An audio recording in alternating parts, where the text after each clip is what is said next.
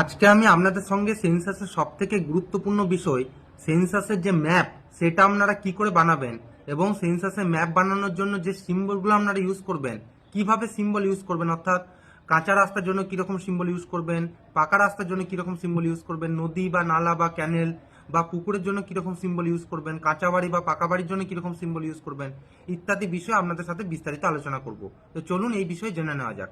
দেখুন, এখানে আমি আগে থেকে কিছু নোট করে রেখেছি, যেমন পাকা বাড়ি, কাঁচা রাস্তা, পাকা রাস্তা ইত্যাদি ইত্যাদি। এখন আমরা দেখে নেবো যে এইগুলোর ক্ষেত্রে আমরা ম্যাপে কি রকম সিম্বল ইউজ করব। তো চলুন সেইগুলোই দেখে নেওয়া যাক। সবার প্রথমে বলি পাকা বাড়ি। পাকা বাড়ির ক্ষেত্রে দু রকম হতে পারে, সেই বাড়িটা রেসিডেন্সিয়াল হতে পারে অথবা নন রেসিডেন্সিয়াল হতে পারে, অর্থাৎ বাসযোগ্য হতে পারে অথবা বাসযোগ্য নয়। ধরুন আমি স্টোর রুম হিসাবে ইউজ করছি বা অফিসিয়াল পারপাস ইউজ করছি, সেরকম হলে কেমন দেখাবো। তাহলে যদি পাকা বাড়িটা যদি বসবাসযোগ্য হয় অর্থাৎ রেসিডেন্সিয়াল হয়, তাহলে সেই ক্ষেত্রে একটা বর্গক্ষেত্র আঁকবো, একটা স্কোয়ার শেপ আঁকলে সেটাকে বোঝা যাবে যে এটা পাকা বাড়ি এবং এটা রেসিডেন্সিয়াল পারপাস ইউজ হচ্ছে। এরপরে আবার আমি একটা পাকা বাড়ি আঁকছি এখানে। এরপরে যদি আমি এখানে দেখুন উপর আর নিচের মধ্যে যে দুটো পাকা বাড়ি আমি এঁকেছি, দুটো একই রকম লাগছে। এখন যদি এর ভিতরে যদি আমি এরকম মার্কিং করে দিই, তাহলে এটা হয়ে গেল নন রেসিডেন্সিয়াল পাকা বাড়ি। এবার চলে আসছি কাঁচা বাড়ি। কাঁচা বাড়ির ক্ষেত্রে ত্রিভুজ দিয়ে আঁকবো, ট্রায়াঙ্গেল। তাহলে আমি দুটো যেহেতু কাঁচা বাড়ি লিখেছি, একটা কাঁচা বাড়ি রেসিডেন্সিয়াল, একটা কাঁচা বাড়ি নন রেসিডেন্সিয়াল। তাহলে আগের মতনই করবো, যে যদি রেসিডেন্সিয়াল হয় তাহলে ত্রিভুজের ভিতরটা ফাঁকা রাখবো, আর যদি নন রেসিডেন্সিয়াল হয় তাহলে এই ভিতরটা এরকম মার্কিং করবো। এবার হচ্ছে কাঁচা রাস্তা। কাঁচা রাস্তা আমি কিভাবে আঁকবো?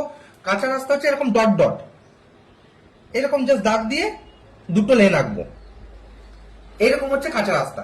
পাকা রাস্তা হলে এটাই থাকবে একদম স্ট্রেট, মানে মাঝখানে কোনো ফাঁকা রাখবো না। এরপর যখন আপনারা ফিল্ডে যাবেন তখন দেখবেন ফিল্ডে গিয়ে দেখতে পাবেন কিছু বাড়িতে যেতে গেলে তার জন্য সুনির্দিষ্ট কোনো রাস্তা নেই। সেক্ষেত্রে হয়তো আপনাকে মাঠের আল বরাবর যেতে হতে পারে বা দেখবেন পুকুরের পাড় বরাবর যেতে হতে পারে, অর্থাৎ আপনাকে পায়ে হেঁটে ওই বাড়িটাই যেতে হবে। তাহলে সেই ক্ষেত্রে পায়ে হাঁটা পথ বা পায়ে হাঁটা রাস্তা আমি কিভাবে দেখাবো? সেই ক্ষেত্রে সিম্পল এরকম একটা লাইন যদি আমি দেখাই ফাঁকা ফাঁকা করে বা ডট ডট দিয়ে, তাহলে এইটা বোঝাবে যে এটা হচ্ছে পায়ে হাঁটা রাস্তা। মানে কাঁচা রাস্তায় ছিল এরকম দুটো লাইন, আর পায়ে হাঁটা রাস্তা হলে এরকম একটা লাইন যদি আমি এঁকে দিই তাহলে ওটা বোঝাবে পায়ে হাঁটা রাস্তা। এরপর হচ্ছে রেল লাইন। রেল লাইনের ক্ষেত্রে এরকম একটা দাগ দেবো, এবার এখানে কাটা কাটা দেবো, মানে রেল গেট টাইপের যেমন দেখতে হয় অ্যাকচুয়ালি। এরপরে হচ্ছে নদী আঁকবো। নদী কিভাবে আঁকবো? নদী ঠিক এরকম আঁকা বাঁকা করে যেমন নদী যায়, এরকম এখানে দুটো ব্রাঞ্চ দেখিয়ে দেবো, জাস্ট এটা একটা নদী, এই যে এইরকম আঁকবো হচ্ছে নদী। এরপর যদি ক্যানেল বা খাল আঁকতে হয় এইরকম টাইপের আঁকবো, তখন কিন্তু আর আঁকা বাঁকা হবে না, তখন হবে স্ট্রেট লাইন, মানে এরকম ধরো স্ট্রেট লাইন আঁকছি আমি। এবার এখান থেকে আমি একটা ব্রাঞ্চ বের করে দেবো, যে এখান থেকে একটা ব্রাঞ্চ বেরিয়ে গেল আর এটা ধরো সোজা চলে গেল, ব্যাস এইটা হচ্ছে ক্যানেল। তার মানে নদীর ক্ষেত্রে আমি বা ক্যানেলের ক্ষেত্রে যে ছবিটা আঁকবো, নদীর ক্ষেত্রে হচ্ছে আঁকা বাঁকা, ক্যানেলের ক্ষেত্রে স্ট্রেট। এরপর হচ্ছে পুকুর। পুকুর কিভাবে আঁকবো? পুকুর নর্মাল একটা পুকুরের মতো এরকম একটা শেপ আঁকবো, এবার ভিতরে জল বোঝানোর জন্য এরকম ডট ডট ডট ডট দিতে থাকবো, এরকম এরকম ভাবে পুরোটাকে জলের মতো করে ফিল আপ করে দেবো। এটা হয়ে গেল পুকুর। এরপর হচ্ছে কুয়ো। কুয়ো কিভাবে আঁকবো? কুয়ো কেমন দেখতে হয়? গোল, তাহলে এরকম গোল, তার ভিতরে এরকম একটা গোল দিয়ে এরকম করে ভর্তি করে দেবো, এটা হচ্ছে কুয়ো। ট্যাপ কিভাবে আঁকবো? কিভাবে বোঝাবো যে ট্যাপ ওয়াটার? একদম ট্যাপের যেমন মুখ হয় সেরকম ভাবে এঁকে দেবো, এরকম একটা ট্যাপের মতো আঁকবো, তাহলে এটা বোঝাবে ট্যাপ। এরপর হচ্ছে হ্যান্ড পাম্প। এরপরে চলে আসছি মন্দির, মসজিদ, গির্জা বা গুরুদ্বারা, এইগুলো কিভাবে আঁকবো? তাহলে প্রথমে সবার ক্ষেত্রে একটা ঘরের মতো এঁকে একটা দরজা আঁকবো। এরপর যে চূড়াটা আঁকবো, অর্থাৎ মন্দির বা মসজিদ বা গির্জা বা গুরুদ্বারার যে চূড়া আঁকবো, সেই চূড়াটা আমি ডিফারেন্ট করবো। কিরকম? মন্দিরের ক্ষেত্রে এরকম ট্রায়াঙ্গেল করবো, গির্জার ক্ষেত্রেও তাই করবো, এটা গির্জার 3 নম্বরটা, তাহলে গির্জার ক্ষেত্রেও তাই, মন্দিরের ক্ষেত্রেও তাই। তারপরে এখানে একটা দাগ দিয়ে দেবো, ভিতরে দুটো দাগ দেবো, দেখতে ভালো লাগবে এরকম। এরপরে যদি মন্দির হয়, এই চূড়ার মাথায় একটা ফ্ল্যাগ আঁকবো, ফ্ল্যাগ বা পতাকা, এই যে পতাকা টাইপের। আর যদি গির্জা হয় তাহলে এখানে যীশু খ্রিস্টের যেমন চিহ্ন থাকে সেরকম আমি এখানে আঁকবো, অনেকটা প্লাস চিহ্নের মতো মাথার উপরে। তাহলে এইটা হলো মন্দির, এটা হলো আমার গির্জা। এবারে মসজিদ বা গুরুদ্বারের ক্ষেত্রে কিভাবে আঁকবো? এখানে একটা এরকম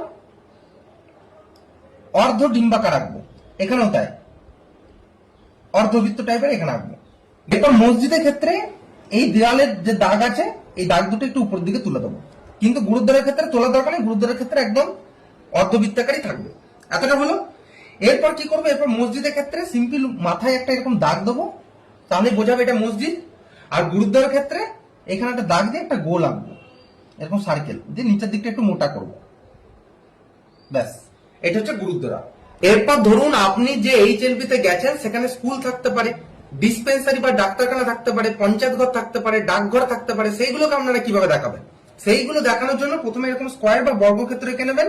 এরপর স্কুলের প্রথম অক্ষর কি এস, তাহলে এস দিয়ে দেখাবেন, মানে এস ফর এখানে স্কুল বোঝাচ্ছে। এবার ডিসপেন্সারি প্রথম অক্ষর কি ডি, তাহলে এখানে ডি লিখবো, এখানে ডি লেখা মানে এখানে বোঝাচ্ছে এটা ডিসপেন্সারি। পঞ্চায়েত ঘর প্রথম অক্ষর কি পি, তাহলে এখানে পি লিখবো, পি ফর বোঝাচ্ছে পঞ্চায়েত ঘর।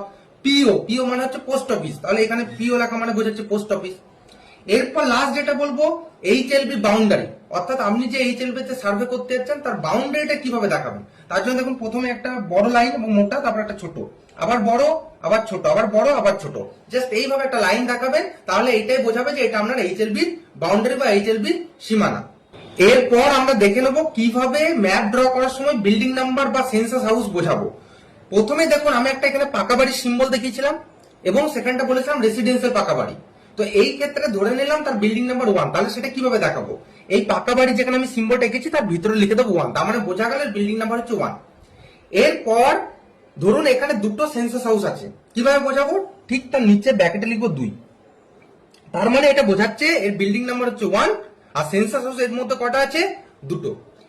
সিমিলার ভাবে ধরুন যেটা নন রেসিডেন্সিয়াল বিল্ডিং আছে এর বিল্ডিং নাম্বার হচ্ছে 2, এখানে আমি 2 লিখলাম, তাহলে ভিতরে 2 লিখেছে মানে বোঝা গেল বিল্ডিং নাম্বার 2।